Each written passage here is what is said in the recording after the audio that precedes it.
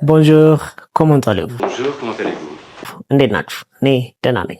ይሄ ፈረንሳይኛን በአማርኛ ከኔ ጋር የምንማማርበት የዩቲዩብ ቻናሌ ነው። እንኳን ደህና መጣችሁ።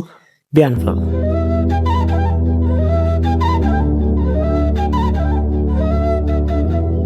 በዚህ ቪዲዮ ዛሬ የምንማረው የሚሆነው ስለ ኦንቶንደህ የሚባል ቨርብ ነው። ኦንቶንደህ በአካባቢያችሁ ያለውን ነገር የምትሰሙትን ነገር የምትገልጹበት በጣም ወሳኝ የሆነ ቨርብ ነው። እሱን ለመጠቀም ደግሞ ወደ ኮንጁጌሽን እንሂድ ወይም ወደ አረባቡ እንሂድ።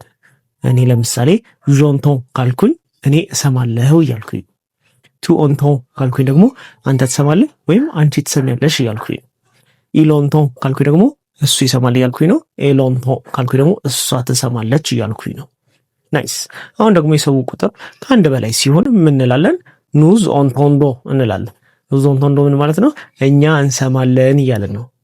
ቡዝ ኦንቶንዴ ካልን ደግሞ እናንተ ትሰማላችሁ ወይም እርሶ ይሰማሉ እያለን ነው።